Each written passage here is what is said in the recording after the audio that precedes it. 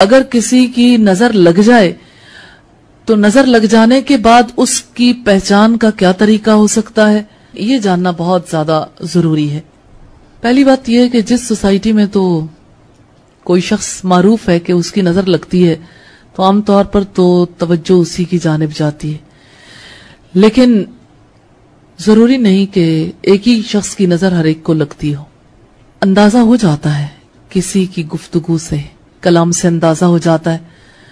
مثال کے طور پر کبھی ایسا ہوتا ہے کہ کسی کی موجودگی میں ایسی گفتگو ہوتی ہے، کبھی عدم موجودگی میں بھی ایسی گفتگو ہوتی ہے کہ جس سے اندازہ ہوتا ہے کہ یہ چیز اسے پسند آئی ہے۔ اب آپ دیکھیے، ایک عجیب بات ہے کہ نظر کا معاملہ پہلے اوپر کو چڑھتا ہے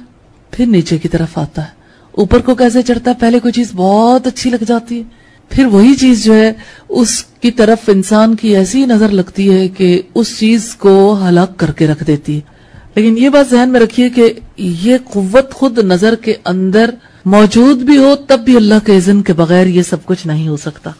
اب اگر کوئی پہچان لے کہ فلاں شخص کی نظر لگی ہے تو اسے غسل کرنے کے لیے کہے، اور اگر وہاں موجود نہیں تو جس کی موجودگی میں نظر لگانے والا باتیں کر رہا ہے تو اسے نصیحت کرے کہ فلاں شخص کے لیے غسل کر دو، اسے نظر لگ گئی ہے۔ جیسا کہ نبی صلی اللہ علیہ وسلم نے اپنے 2 ساتھیوں کے بارے میں یہ بات کہی تھی، جب سہل کو نظر لگی تھی تو آپ صلی اللہ علیہ وسلم نے اپنے دوسرے صحابی کو حکم دیا تھا کہ آپ اس کے لیے عامر بن ربیعہ کو کہ آپ اس کے لیے غسل کر دو،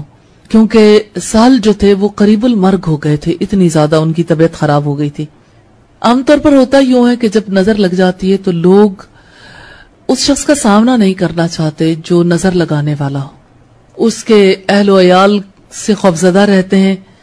کہ کہیں اگر پتہ چل گیا تو یہی بات قطع رحمی کی وجہ نہ بن جائے۔ نظر بد کے بارے میں تحقیق کرنا بہت زیادہ ضروری ہے اگر کوئی ایسا معاملہ پیش آ جائے، جیسا کہ ہم نے عامر بن ربیعہ اور سہل بن حنیف کے حوالے سے دیکھا کہ عامر نے سہل کو دیکھا تو اس وقت انہیں سہل پر بہت زیادہ پیار بھی آیا، تو ایسے موقع پر ان کی نظر لگ گئی جس کی وجہ سے وہ بیمار ہو گئے۔ تو آپ صلی اللہ علیہ وسلم نے لوگوں سے اس بارے میں دریافت کیا تھا اور لوگوں نے کہا تھا کہ نظر لگانے والے عامر بن ربیعہ ہیں۔ آپ نے انہیں بلایا اور جن لوگوں سے تصدیق کی تھی وہ وہیں موجود تھے۔ جب تحقیق سے یہ بات ثابت ہو گئی تو آپ صلی اللہ علیہ وسلم نے انہیں غسل کرنے کے لیے کہا۔ اگر پوری تحقیق نہ ہو سکے تو پھر غالب گمان کے مطابق عمل کرنا چاہیے، یعنی جس کے بارے میں گمان غالب ہے، یعنی یہ یقین کی حد تک تو پہنچا ہوا گمان نہیں ہے، لیکن بہرحال حالات و واقعات کے مطابق آخری بات انسان کے ذہن میں یہی آتی ہو تو نظر لگانے والے کو دیکھا جائے گا۔ اگر وہ ان لوگوں میں سے ہو جنہیں اللہ کا خوف ہوتا ہے تو اس سے کھلے طور پر بات کی جائے گی۔ جب صرف گمان ہو تو کسی قریبی دوست کو بھیج کر اس کو توجہ دلائی جائے گی کہ وہ غسل کر دے، لیکن اگر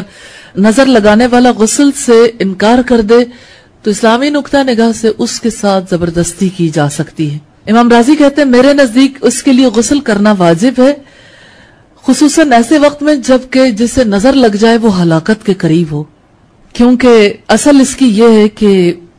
ایک شخص کا غسل کرنا دوسرے کو ہلاکت کے گڑھے سے نکالنے کا سبب ہو سکتا ہے۔ نظر لگ جانے کا علاج رسول اللہ صلی اللہ علیہ وسلم نے ایک تو یہ بتایا کہ